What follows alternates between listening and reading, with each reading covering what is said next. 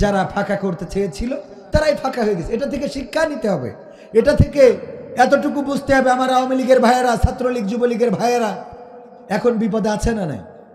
আজকে দেখলাম পত্রিকার নিউজ, কোন জায়গায় আওয়ামী লীগের একটা গোপন বৈঠক হচ্ছিল। মানে বৈঠক তো আর এখন গোপন করা লাগে না, ওরা এখন বৈঠক করলে গোপন বৈঠক, কারণ এতদিন জামাত বিএনপির গোপন বৈঠক বলে ধরে নিয়ে গিয়েছিল, ঠিক কিনা? তো এখন বৈঠক হচ্ছিল গোপন বৈঠক, সেখান থেকে ধরিয়েছে 5, 7, 10, 12 জনের পত্রিকার রিপোর্ট আজকের। এই যে গোপন বৈঠক, এই গোপন বৈঠকের নামকরণ করেছিল তারা, ঠিক না বে ঠিক? বাড়ি মহিলারা কোরআন শিখতেছে, সেটাও গোপন বৈঠক। মসজিদে 5 জন বসে কোরআনের ক্লাস করতেছে, সেটাও কি গোপন বৈঠক। নাশকতার পরিকল্পনা চলছিল, এই বলে ধরি চাও তোমরা রাস্তা দেখাই দিছাও, এখন ওই রাস্তায় মানুষ হাঁটতেছে, কথা কয় না। এখন কেন, এখন কেমন লাগে, এখন কেমন লাগে? এই জন্য জুলুম করা যাবে না। যদি বিএনপি আসে, ওনারাও যদি ভুল করে, তাহলে ওদের তো তাও ভারতে যাইতে পেরিয়েছে, এরা ভারতেও তো যাইতে পারবে না। কোনে যাবেন? সৌদি আরবে ছাড়া তো রাস্তা নেই, তাও তো ভিসা লাগবে, তাও টিকিটের দাম বেশি। হ্যাঁ হ্যাঁ, ঠিক না বে ঠিক? তবে এটা ধন্যবাদ দিতে হয় যে বাংলাদেশে একমাত্র স্বৈর সরকার যে সংসদ ধরি পালাই গেছে, ইতিপূর্বে যা জীবনে ঘটে নাই। সংসদের মেয়াদ ছিল 11 দিন, এমন ঘটেছে 11 দিন পরে সংসদ ভেঙে দিতে হয়েছে, এমন ঘটনা 1995 কত 1995 ঘটেছিল। তো সংসদ ভেঙে দিয়েছে, কিন্তু সংসদ ধরে পালিয়ে গিয়েছে, এমন হয় নাই, ঠিক না বে ঠিক? তার মানে জুলুমের মাত্রা ছাড়িয়ে গিয়েছে। কি ছাড়িয়ে গিয়েছে? জুলুমের মাত্রা। ফেরাউনের জুলুমের মাত্রা ছাড়িয়ে গিয়েছিল, নদীর তীরে যেয়ে রাস্তা হয়ে গেছে। একটা কমন সেন্স দিয়ে তো চিন্তা করা যায় যে এই নদীর মধ্যে তো ব্রিজ হওয়ার কথা না, এই নদীর মধ্যে তো রাস্তা হওয়ার কথা না, কেমনে রাস্তা হইল? এই চিন্তা করি ওরা অন্তত নদীর কিনারায় দাঁড়ানোর দরকার ছিল না। সেইটা না করি বলছে আমার বাবার স্বপ্ন ছিল। নাও নামো, নেমেছে না নামে নাই? এটা ছিল কি? অধ্যত্ত। কি অধ্যত্ত? দেখেন নমরুদের চোখের সামনে আগুনে ফেলে দিল ইব্রাহিমকে, আর সেই আগুন আল্লাহ বললেন ইয়া নারু কুনি বারদাও ওয়া সালামান আলা ইব্রাহিম। ওগো আগুন, তুমি আমার ইব্রাহিমের জন্য ঠান্ডা আরামদায়ক হয়ে যাও। আল্লাহ হুকুম করলেন, আগুন হয়ে গেল ফুলবাগান। ইব্রাহিম আলাইহিসসালামের জন্য সিংহাসন চলে আসলো, আগুনের মাঝখানে সিংহাসনে বসা। এটা দেখার পরে নমরুদের মনের মধ্যে একটু কেঁপে ওঠার দরকার ছিল না? চিন্তা করেন, অন্তরের মধ্যে কাঁপে নাই। এর বিনিময়ে কি হয়েছে? নমরুদের মশা দিয়ে বিদায় করলো, যা দূর হয়ে যা। আব্রাহা কাবা ঘর ভাঙতে আসলো, আবাবিল পাখি এসে ছোট্ট ছোট্ট কঙ্কর। পাখিতে আর কত বড় পাথর নিতে পারে? সেই পাথরে পশুর চর্বিত ভুসির ন্যায় হয়ে গেল, হাড় মাংস চিনার উপায় নাই। কোরআন বলছে যারা তাদেরকে পশুর চর্বিত তৃণমূল, যেমন গরু চিবিয়ে রাখলে ওই গরু জবাই করার পরে পেট কাটলে যেটা বের হয় ওইটার মতো, গোবরের মতো না। কোনটার মতো? গরুর ভুড়ি খান না আপনারা? ভুড়ির মধ্যে একটা থাকে না, চিবায়ে যেটা রাখে ভিতরে প্রাথমিকভাবে, ওই রকম হয়ে গেল তাদেরকে পাখির ছোট পাথরে। আল্লাহ পাখি দিয়ে পাথর ফেলাইলো, আল্লাহ বলল যে নাও কুন ফায়াকুন, হয়ে গেল। এগুলো শিক্ষা নেওয়ার দরকার আছে না নাই? বিএনপি আন্দোলন করলো, কত আন্দোলন, ঈদের পরে, ঈদের আগে, ঈদ আসলি তারপরে কত রকম আন্দোলন। জামাত ইসলাম আন্দোলন করলো, সাইদি রহিমাহুল্লাহর শহীদ নিজামী, কাদের মোল্লা সব এক এক করে। হেফাজত ইসলাম শাপলা চত্বরে এসে শাপলা রক্তাক্ত করে ফেললো, কোনো আন্দোলনে কাজ হলো না। ছোট্ট বাচ্চা শিশু বললো আমি আবু সাইদ হইতে চাই, কথা কয় না? ছোট ছোট বাচ্চারা যারা রাস্তায় নেমেছে তারা ছোট বাচ্চা কিনা? আপনারা আওয়ামী লীগের ভাইরা খারাপভাবে নেওয়ার দরকার নেই, খালি বুঝার জন্য বলছি, মেন্টালি একটু বোঝেন যে ছোট্ট ছোট্ট বাচ্চা শিশু, এত বড় বড় নেতা কোথায়? খালেদা জিয়া, তারেক জিয়া, মতিউর রহমান নিজামী, কাদের মোল্লা, আলী হাসান মোহাম্মদ মুজাহিদ, সাকা চৌধুরী, বাঘা বাঘা নেতা, যাদের কথায় এক খালের মধ্যে বাঘ আর ছাগলে একসাথে পানি খায়, কথা কয় না? ঠিক না বে ঠিক? সেই নেতারা আন্দোলন করে কিছু করতে পারলো না, আর ছোট্ট বাচ্চা শিশু যেই বলছে আমি মৃত্যুকে ভয় পাই না, আমি আবু সাইদের হত্যার বিচার চাইতে এসেছি। এই বাচ্চা শিশুদের হাতে কিছুই নাই, না আছে লাঠি, না আছে বন্দুক, না আছে পিস্তল। হেলিকপ্টার দিয়ে, পৃথিবীতে নজিরবিহীন হেলিকপ্টার দিয়ে গুলি করা হলো, আর বলা হলো উপর থেকে পানি ছিটানো হয়েছে। তার মানে গুলি ওদের কাছে পানির মতো। কথা কয় না? কিসের মতো? এই গুলি হেলিকপ্টার দিয়ে করেও চেয়ার রাখার ক্ষমতা হয় নাই, কারণ আল্লাহ চাই নাই। আল্লাহ যখন পতন ঘটায় তখন বিএনপি দিয়ে না, জামাত দিয়ে না, শিবির দিয়ে না, জাসদ দিয়ে না, হেফাজত দিয়ে না, বাসদ দিয়ে না। আল্লাহ যদি সিদ্ধান্ত নেয় দুধের বাচ্চা শিশু মায়ের কোলে থেকে আন্দোলন করে, সেই আন্দোলনে নমরুদ ফেরাউনের উত্তরসূরিদের পতন হয়ে যায়। এটা মাথায় রাখতে হবে। এটা মাথায় রেখে আগামীর দিন আমাদেরকে চালিয়ে নিতে হবে। শুকরিয়া আদায় করব তাহলে কার? আল্লাহ রাব্বুল আলামিনের শুকরিয়া আদায় করব। এই কথাই বলছিলাম যে আল্লাহ আমাদের একটা পরিবেশ করে দিয়েছেন, কথা বলার শক্তি দিয়েছেন, সামর্থ্য দিয়েছেন, সাহস দিয়েছেন, এই সুন্দর সমাজ দিয়েছেন। সেই রবের শুকরিয়া আদায় করে সবাই আবার জোরে সোরে বলছি আলহামদুলিল্লাহ। আর যারা মনে করেন আমরা আপনাদের বিরুদ্ধে বলছি, তাদেরকে বলবো আপনাদের বিরুদ্ধে নয়, বরং নিরপেক্ষতার দৃষ্টি দিয়ে দেখেন যে ইতিপূর্বে কি করা হয়েছে।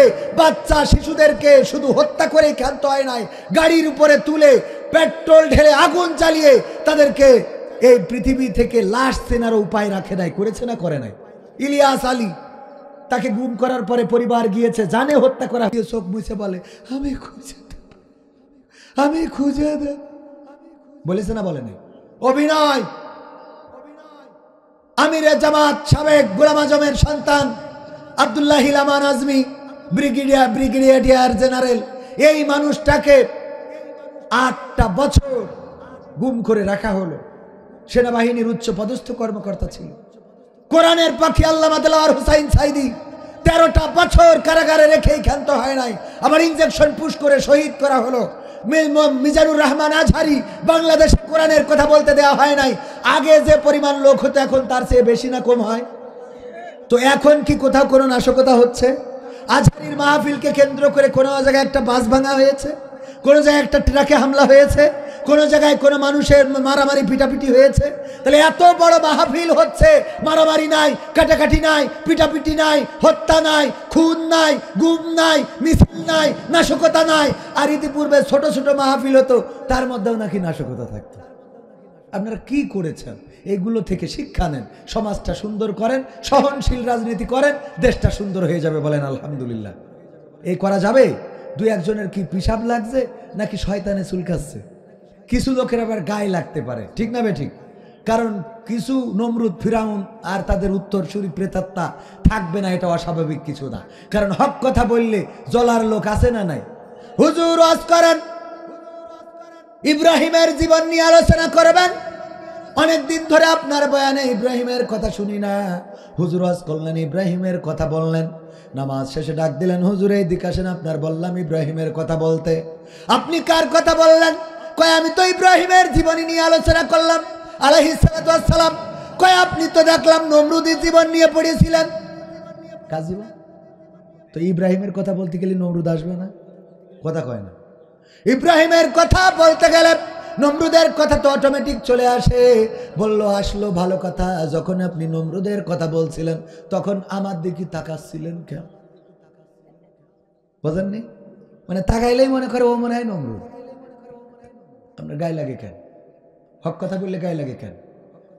যদি ইব্রাহিমের কথা বলতে গেলে নমরুদ আসে, ফেরাউনের কথা বলতে গেলে যদি মুসা আলাইহিস সালামের কথা বলতে গেলে যদি ফেরাউন আসে, বিশ্বনবীর কথা বলতে গেলে যদি আবু জাহেল আসে, বিশ্বনবীর কথা বলতে গেলে যদি আব্দুল্লাহ বিন উবাই আসে, যদি কাবার কথা বলতে গেলে আব্রাহা আসে, বর্তমান সময়ে কোরআন, ইসলাম, আল্লাহ প্রেমিকদের কথা বলতে গেলে তোমাদের ওই বুবু আপা এগুলো আসবে। কথা কয় না? আসবে না? আসবে না? অটোমেটিক আসবে, আপনি ঠেকাইতে পারবেন না। এখন যদি কোরআন নাজিল হতো তাহলে এইগুলো কোরআনেও থাকতো, থাকতো না? থাকতো না? এগুলো কোরআনেও থাকতো। ভাইয়ারা আমার, যেহেতু গোরস্থানের মাহফিল, আমি পবিত্র কোরআনের সূরা তাহার 55 নম্বর আয়াতে কারিমা তেলাওয়াত করেছিলাম। কারণটা কি? কারণ হলো আজকেও যখন কবরে লাশ নামিয়েছেন তখন মাটি দেওয়ার সময় মুঠার মধ্যে মাটি নিয়ে আপনারা কি পড়েছেন? মিনহা খলাকনাকুম وفيها نعيدكم ومنها نخرجكم تارة أخرى। আমরা আয়াত পড়ে আমরা মুঠার মধ্যে মাটি নিয়ে ওই কবরে ছুঁড়ে দিয়েছিলাম। এই যে কবরে ছুঁড়ে দিলাম, এই আয়াতটা কবরের কাছে যেয়ে পড়লাম। আমরা জানি নাকি এই আয়াত কি কবরে পড়ার জন্য নাজিল হয়েছে নাকি? জানি? আমরা জানি কিনা আসলে এই আয়াত কি কবরের জন্য না কবরের উপরের জন্য, এটা জানার দরকার আছে না নাই? এই আয়াত আমরা কবরে যে লাগালাম, অথচ এই আয়াতটা কবরের জন্য নাজিল হয় নাই, কবরের মানুষের জন্য নাজিল হয় নাই। আর কবরের ওই মৃত মানুষের হাতের মুঠার মধ্যে মাটি নিয়ে ওই জায়গায় পড়ে ফু দেওয়ার জন্য নাজিল হয় নাই। আয়াতটা নাজিল হয়েছে সবচেয়ে শক্ত জায়গায় পড়ার জন্য, আর আমরা আয়াতটা নিয়ে লাগিয়ে দিয়েছি সবচেয়ে নরম জায়গায়। কোথায় পড়তে হবে আয়াত? গোরস্থানের মাহফিল, কবরবাসীদের নিয়ে কিছু কথা বলা দরকার। আমরা যখন মারা যাব, আমাদের কবরে রাখার পরে সবাই যার যার মতো করে চলে আসবে। মারা যাওয়ার পরে মসজিদের খাটিয়াটা বাড়িতে চলে আসবে। ওই যে একজন সুন্দর করে গান শুনিয়েছিলেন, গোটা বাংলাদেশে তার গান প্রচারিত আছে, চোখেরই পলকে তুমি হতে পারো লাশ, চিরতরে বন্ধ হবে তোমারই নিঃশ্বাস, হবে আলাম তোমারই নাম মসজিদের মাইকে, হবে আলাম তোমারই নাম মসজিদের মাইকে। বাড়িওয়ালা নাই রে বাড়ি নাই রে দুনিয়াতে, বাড়িওয়ালা নাই রে বাড়ি নাই রে দুনিয়াতে, বাড়িওয়ালা নাই রে বাড়ি নাই রে দুনিয়াতে, বাড়িওয়ালা নাই রে বাড়ি নাই রে দুনিয়াতে। ঠিক না? গানটা যিনি লিখেছিলেন আজ 2-3 মাস হয়ে গেল, 2 মাসের বেশি কবর দেশের বাসিন্দা হয়ে গিয়েছেন। তিনি মানুষকে সতর্ক করেছেন, চোখের পলকে তুমি লাশ হতে পারো, চোখের পলকে তোমার কবরে যাওয়া লাগতে পারে। সেই মানুষটাও কবরে চলে গেলেন। ওগো আমার ভাইয়েরা, মাঝে মাঝে বলি মসজিদে যাবেন আর ওই খাটিয়ার কাছে একটু দাঁড়াবেন, দাঁড়ায় খাটিয়াকে প্রশ্ন করবেন, ওগো খাটিয়া বলো দেখি, তুমি তো কয়েক বছর আগে আমার বাবাকে নিয়ে গিয়েছিলে, তার কয়েক বছর পূর্বে আমার দাদাকে নিয়ে গিয়েছিলে, এই তো কয়েক মাস পূর্বে আমার চাচাকে নিয়ে গেলে, এই তো কয়েকদিন পূর্বে আমার বন্ধুদেরকে নিয়ে গেলে, আমার অমুক বন্ধুকে নিয়ে গেলে।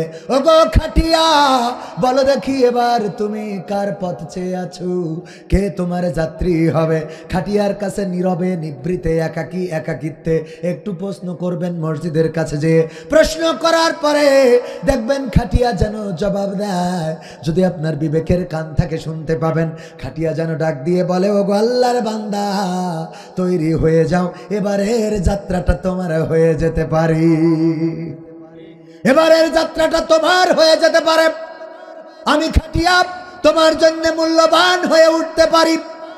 শুধু তাই না, মাঝে মাঝে কবরের কাছে যাবেন, কবরের কাছে যে ওই গোরস্থানে জিজ্ঞাসা করবেন, ওগো কবরের মাটি, তোমার মধ্যে আমার দাদা ঘুমায়, তোমার মধ্যে আমার বাবা ঘুমায়, তোমার মধ্যে আমার চাচা ঘুমায়, তোমার মধ্যে আমার গ্রামবাসী ঘুমায়, তোমার মধ্যে আমার নেতা ঘুমায়, তোমার মধ্যে আমার কর্মী ঘুমায়। ওগো কবর বলো দেখি, এবার তোমার মধ্যে কে ঘুমাবে? তোমার মধ্যে এবার কার জায়গা তুমি করে দিবা? তোমার মধ্যে এবার কার কবর রচনা হবে? তোমার মধ্যে এবার কার ঘর বানানো হবে? কবর যেন ডাক দিয়ে বলে, আল্লাহর বান্দা তৈরি হও, তৈরি হও, এবারের আমার মধ্যে ঘরটা তোমার জন্য তৈরি হয়ে যেতে পারি। বাঁশবাগানে যাবেন, জিজ্ঞাসা করবেন, ওগো বাঁশ, তুমি কার সঙ্গী হবা? কার কবরের জন্য তুমি তৈরি? বাঁশঝাড় যেন নীরবে নিভৃতে জানিয়ে দেয়, ওগো মানুষ তৈরি হও, প্রস্তুতি নাও, এবার আমি তোমার সাথী হয়ে যেতে পারি রে। ওগো আমার ভাইজানেরা, ওগো আমার কলিজার টুকরারা, দুনিয়ার এই ক্ষমতা, দুনিয়ার এই বাহাদুরি, দুনিয়ার এই নেতাগিরি, দুনিয়ার এই চেয়ারের বড়ায়, দুনিয়ার এই পাওয়ারের বড়ায় কোনো কিছু থাকবে না। ইতিপূর্বে ছিল না, এখনো এখন আছে, আগামীতে থাকবে না, শুধুমাত্র ইতিহাস থেকে যাবে। নমরুদ পিরামিড বানিয়েছিল না? বানাই নাই। কত বড় পিরামিড বানালো, উঁচু উঁচু পিরামিড। ওই পাথরগুলোর এত ওজন, 50 থেকে 70 টন পর্যন্ত ওজন। সেইগুলো যদি বহন করতে হয়, এখন এই যে 20 টাকার যে ট্রাক আছে, এমন ট্রাক 4টা 5টা করে দরকার হবে। এমন বড় বড় পাথর দিয়ে পিরামিড বানালো। সেই সময় তো বিজ্ঞানের কোনো প্রযুক্তি ছিল না, তারপরেও তারা বানিয়েছে এত উঁচু উঁচু পিরামিড। আবার অনেকেই পাথর কেটে আদ এবং সামুদ জাতি তারা পাহাড়ের পাথর খনন করে করে তার মধ্যে প্রাসাদ বানাতো, যেগুলো এখনো আবিষ্কার হয়। অনলাইনে সার্চ করলেই দেখবেন যে এখনো তাদের ঘরবাড়ি উদ্ধার হয়। ওগো আমার ভাইয়েরা, এত বড় বড় ক্ষমতাবানেরা আল্লাহ রাব্বুল আমিন নিঃশেষ করে দিয়েছে। আমেরিকা লস অ্যাঞ্জেলস ক্যালিফোর্নিয়ায় এত বড় বিলাসবহুল শহর, এলিট পার্সনদের পতিতালয়। কি লাই? এলিট পার্সনদের পতিতালয়। যত নায়ক নায়িকা, হলিউড বলিউডের নায়ক নায়িকা, ঢালিউডের নায়ক নায়িকা সব ওখানে যায় আর পতিতাবৃত্তি করে।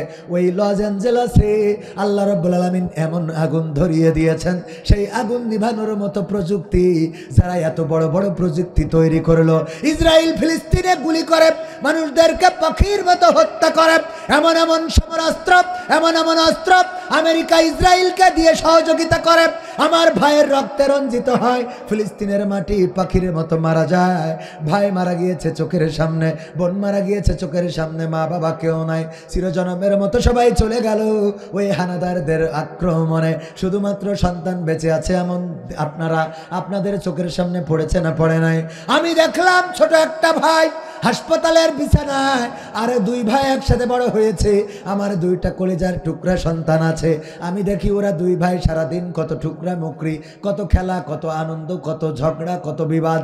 এই 2 ভাইয়ের মধ্যে যদি আল্লাহ না করুন কোনো এক ভাই চলে যায়, আর একটা ভাই কত কষ্ট পাবে অনুভব করি। 2 জন ভাই হাসপাতালের বিছানায়, একজন মারা গিয়েছেন আর একজন আহত। লাশ দেখানোর জন্য ভাইয়ের কাছে আনা হয়েছে। ছোট ভাই অথবা বড় ভাই ছোট ভাইয়ের মৃত্যুতে চোখের পানি ছেড়ে দিয়েছে। ভাই রে, তোরে মেরে ফেললো, আমি আর কার সাথে খেলবো, কার সাথে মজা করব, কার সাথে ঝগড়া করব, কার সাথে স্কুলে যাব? এত গুলি করে হত্যা করা হলো আমার ফিলিস্তিনবাসীদেরকে। ওগো আমার ভাইয়েরা, এই অস্ত্র যারা দিল যেই আমেরিকা, সেই আমেরিকায় আল্লাহ কিছুই দেয় নাই, খালি শুধুমাত্র আগুন দিয়েছে। সেই আগুন নিভানোর মতো প্রযুক্তি এখন পর্যন্ত আমেরিকার হাতে নাই। আল্লাহ ধরে ধরে ধরে না, ধরলে আল্লাহ ছাড়ে না। আল্লাহ যখন ধরবেন তখন বাইডেন বলেন, ডোনাল্ড ট্রাম্প বলেন, তখন আপনার মোদি বলেন, বুশ বলেন, তখন আপনার পুতিন বলেন, এরদোগান বলেন। আল্লাহ যদি কাউকে ধরে রে, তারে এই দুনিয়া ছেড়ে চলে যেতে হবে। কত ক্ষমতা ধর চলে গেল, কত বড় বড় পালোয়ান চলে গেল, কত বড় বড় বীরেরা চলে গেল, যাদের কথায় এক ঘাটে বাঘে হরিণে পানি খায়, সেই মানুষগুলো চলে গেল। আরে নিস্তেজ হয়ে নিঃশব্দে চলে গেল, কবর দেশের বাসিন্দা হয়ে গেল। কবর খুঁড়লে চিনা যাবে না।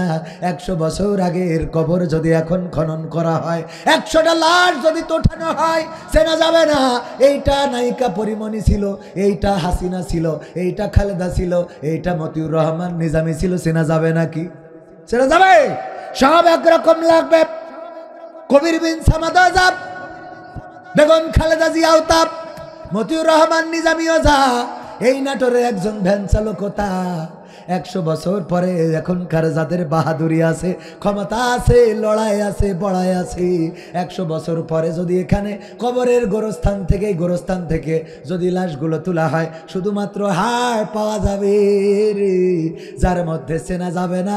এইটা কবির বিন সামাদ, এইটা লুৎফুর রহমান, এইটা মুমতাজ মোল্লা সাহেব, এইটা আব্দুর রহমান, এইটা আব্দুল হামিদ। একজনকেও এইভাবে চেনা যাবে নাকি? চেনা যাবে?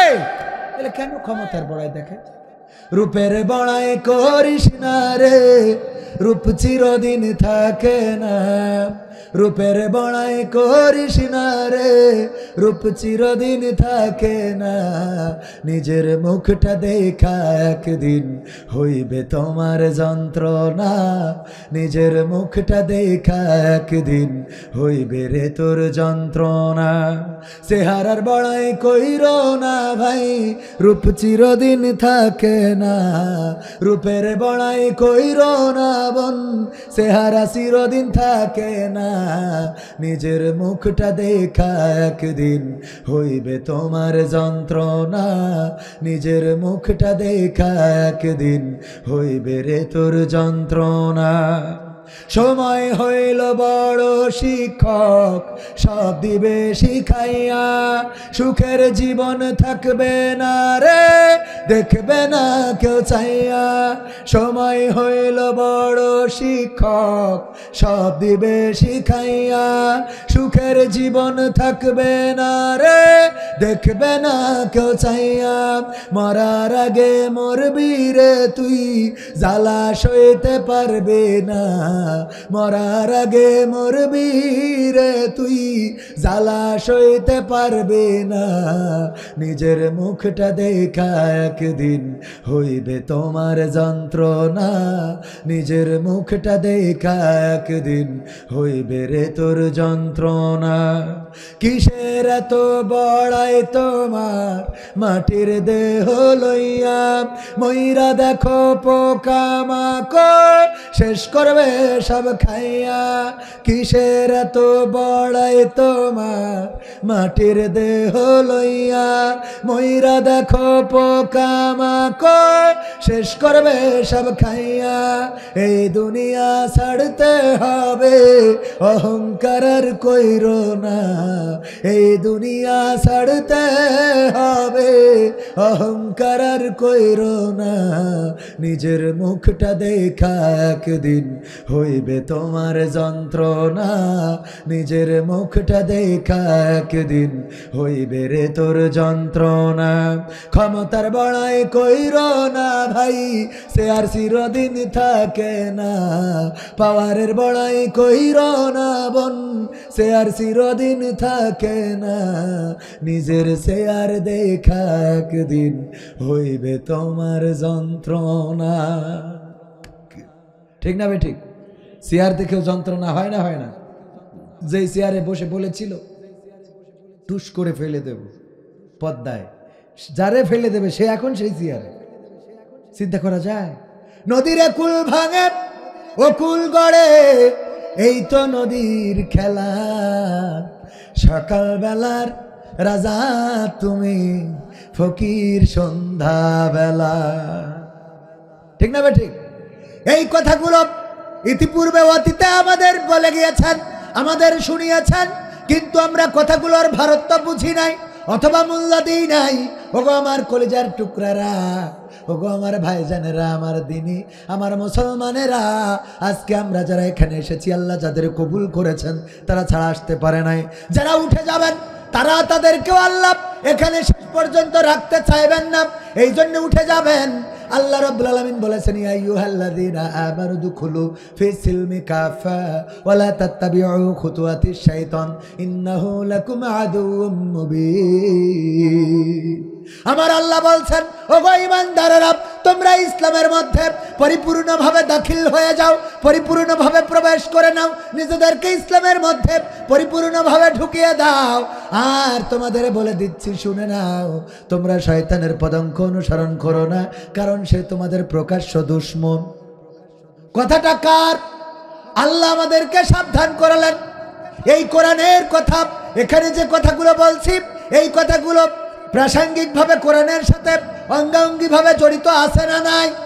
এই কথাগুলো শোনার জন্যে, শুনতে বসার জন্য ইমানের দরকার, ইসলামের মধ্যে পরিপূর্ণভাবে দাখিল হওয়া দরকার। আল্লাহ যদি পরিপূর্ণভাবে আপনাকে দাখিল না করে, বুঝে নেবেন, আব্দুল্লাহ বিন উবাই নবীর পিছনে নামাজ পড়তো, রাসূল যেখানে নামাজ পড়তো তার পিছনে যিনি দাঁড়াতেন তার নাম হলো আব্দুল্লাহ ইবনে উবাই। শুধু দাঁড়াতেন না, নামাজ শেষে তিনি দাঁড়িয়ে বলতেন, ওগো মদিনাবাসী সবাই বসে যাবা, নবী মুহাম্মদ যে কথাগুলো বলবে রে, সেই কথাগুলো শুনবা আর আমল করবা।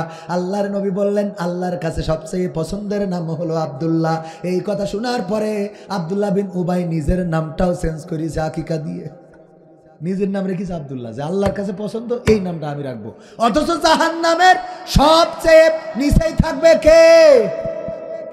মুনাফিক সর্দার আব্দুল্লাহ বিন উবাই। অথচ রাসূলের পিছনে সাল্লাল্লাহু আলাইহি সাল্লাম তার পিছনে 5 ওয়াক্ত বাজামাত নামাজ আদায় করেছেন।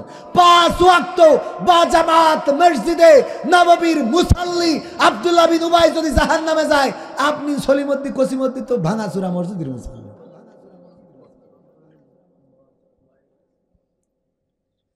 ওগো আমার ভাইরা, পর্দার অন্তরালে মা বোনেরা আছেন, যে ওয়াজগুলো কবরের জন্য বলছি সেগুলো মা বোনদের জন্যও প্রযোজ্য, ঠিক কিনা? চেহারার বড়াই ক্ষমতার বড়াই মা বোনদের জন্যও প্রযোজ্য, কারণ এই দেশে ক্ষমতার বড়াই নারীরা বেশি দেখাইছে, ঠিক না বেটে? যাই হোক, আমার ভাইজান বলেছেন মা বোনদের জন্য দুটো একটা কথা শোনাতে চাই। আল্লাহ বললেন ওয়া করানা ফি বুয়ুতিকুন্না ওয়ালা তাবাররাজনা তাবাররুজাল জাহিলিয়াতিল উলা। ওগো নারীরা, পর্দার মধ্যে থাকো, জাহিলি যুগের মেয়েদের মতো সেজে গুজে নিজেদেরকে প্রদর্শন করে বেড়াইও না। কথাটা কার? সবাই চিল্লায়ে বলেন কথাটা কার? আরো জোরে বলেন কথাটা কার? আল্লাহর নাম বলতে যদি কষ্ট হয়, কবরে যাওয়ার পরে প্রথম যে কথাটা বলা লাগবে মান রব্বুকা, বলতে হবে রব্বি আল্লাহ। কি বলতে হবে? রব্বি আল্লাহ। এই আল্লাহর নাম বলতে এত কার্পণ্যবোধ করা যাবে না। আমি বলি এই পৃথিবীর পরে আমি শুধু না, অনেকেই বলে যার কেউ থাকে না তার থাকে কে? বলেন কে?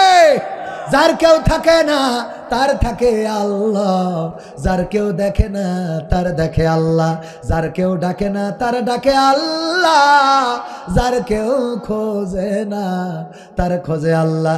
যখন বিপদে পড়ে যায় তখন মানুষ আল্লাহ ছাড়া, যখন ডাক্তার বলে দেয় আর হবে না, আর হবে না, বাড়িতে নিয়ে চলে আসে, আর তখন বলে না যে আর বাঁচবে না, তখন বলে এখন আল্লাহ ছাড়া আর কেউ নাই রে, ঠিক না বে? ঠিক। মানে সব চেষ্টা করে একদম মারা যাওয়ার আগ পর্যন্ত, যখন হাসপাতাল ফেরত পাঠিয়ে দেয় যে আমাদের কাছে আর কোনো ঔষধ নাই, আর কোনো ডাক্তার নাই, তখন বাড়ি আনার পরে তাও মানুষের একটা কনফিডেন্স থাকে, তখন বলে না যে উনি আর বাঁচবেন না, ডাক্তার বলে দিয়েছে মরি যাবে তো মরি যাবে। এই কথা বলে কেউ? কি বলে বলেন তো? এখন বলে যে এখন আল্লাহ যা চায়। তার মানে সর্বশেষ ডাক্তারটাকে আল্লাহ যদি চাই ওই ক্যান্সার থেকে ফিরিয়ে দিতে পারেন, আল্লাহ যদি চাই প্যারালাইজ থেকে বাঁচিয়ে দিতে পারেন। আমি বলি আমার লুৎফর রহমান ভাই, আমার লুৎফুর রহমান ভাই সাহেব, হঠাৎ করে যদি উনি অসুস্থ হন, স্ত্রীকে ডাকতে গেলেও সময় লাগবে। স্ত্রীকে পাশে ডাকলো, ডাকার পরে ডাক্তার যদি ডাকতে হয়, গ্রামে যদি কোনো ডাক্তার থাকে সেই ডাক্তার ডাকতে গেলেও 10টা মিনিটের দরকার আছে না নাই? আছে না নাই? বিপদে পড়েছেন, কোনো মুসিবতে পড়েছেন, পৃথিবীর কেউ পাশে নাই, মানুষদের কাছে কারো কাছে যদি ফোন দিতে হয় মোবাইলটা বের করে নাম্বারটা বের করে কল দিতে হবে রে। কিন্তু আমার আল্লাহ এমন আল্লাহ, আপনি রাতের অন্ধকারে বিপদে পড়েছেন, আপনি দিনের আলোতে বিপদে পড়েছেন, আপনি ফাঁকা প্রান্তরে বিপদে পড়েছেন, আপনি কোনো জুলুমের মধ্যে পড়ে গিয়েছেন, এই মুহূর্তেও যদি কাউকে পাশে পেতে চান, শুধুমাত্র আল্লাহ ছাড়া আপনার ডাক শোনার মতো কেউ থাকে না। 1 সেকেন্ডের মধ্যে ডাকা যায় আল্লাহ আল্লাহ, ওগো আল্লাহ, বড্ড বিপদে পড়েছি, পেটের যন্ত্রণা, বড্ড বিপদে পড়েছি, কত কষ্ট কত মুসিবত। আল্লাহকে ডেকেছে যারা আল্লাহকে পেয়েছে তারা, আল্লাহকে খুঁজেছে যারা আল্লাহকে পেয়েছে তারা, আল্লাহকে বুঝেছে যারা আল্লাহকে পেয়েছে তারা, আল্লাহকে খোঁজেনি যারা নাস্তিক জালিম মুরতাদ হয়ে গেছে তারা, ঠিক না বেঠে? আল্লাহকে ডাকবেন, আল্লাহকে খুঁজবেন, আল্লাহকে পাবেন। আল্লাহর নাম নিতে কার্পণ্যবোধ করা যাবে না। রাতের অন্ধকারে যখন আপনি ঋণগ্রস্ত হয়ে পড়েছেন, আপনার সন্তান নাই, আপনার সন্তান কথা শোনে না, আমার মা বোনেদের স্বামীদের সাথে স্ত্রীদের মিল মহব্বত নাই, স্বামী ভুল পথে চলে, অন্যায় করে, অবিচার করে, জেনা করে, ব্যভিচার করে, স্ত্রীর সাথে খারাপ আচরণ করে, বাবাকে বললেও বাবা শুনতে চায় না, মাকে বললে মা বলে ধৈর্য ধরো, শ্বশুর শাশুড়িকে বললে আমার ছেলের নির্যাতন এতটুকু সহ্য করতে পারো না, তোমার সংসার করার দরকার নাই, এমনভাবে কেউ সহযোগিতা করে না। কিন্তু যদি কেউ তাহাজ্জুদের যায় নামাজে মাথাটা আল্লাহর কাছে নুইয়ে দেয় আর চোখের পানিটা আল্লাহর কাছে ছেড়ে দেয়, ওগো আমার রব, আমার স্ত্রী কথা শোনে না, আমার স্বামী কথা শোনে না, আমার স্বামী ভালোর পথে চলে না, আমার স্বামী অন্যায় করে, অবিচার করে, ব্যভিচার করে, ওগো আল্লাহ তুমি যদি চাও তাইলে আমার স্বামীকে হেদায়েত নসিব করে দিতে পারো, তাহাজ্জুদের যায় নামাজের পানি আল্লাহর কাছে কবুল হয়ে যেতে পারে। বলেন সুবহানাল্লাহ। একজন ব্যক্তি ছিল, কন্যা সন্তান, একটা দুইটা তিনটা করে চারটা পাঁচটা হয়ে গেছে। 4 নম্বর কন্যা সন্তান হয়ে যাওয়ার পরে 5 নম্বর কন্যা সন্তান, 5 নম্বর যখন পেটে গর্ভবতী স্ত্রী বলল, তোমার যদি এবার কন্যা সন্তান হয় তাইলে কিন্তু তোমার আমি রাখবো না, তোমার সংসার করা হবে না, বাড়ি থেকে বের করে দেব। ওই নারী চিন্তা করলো, আরে সন্তান তো আমি বানানোর কোনো ক্ষমতা আছে নাকি? আল্লাহ বলেছেন আমি যাকে চাই তাকে ছেলে দিই, যাকে চাই তাকে মেয়ে দিই, যাকে চাই তাকে ছেলেও দিই, মেয়েও দিই, আর যাকে চাই তাকে কিছুই দিই না। ইখতিয়ার কার?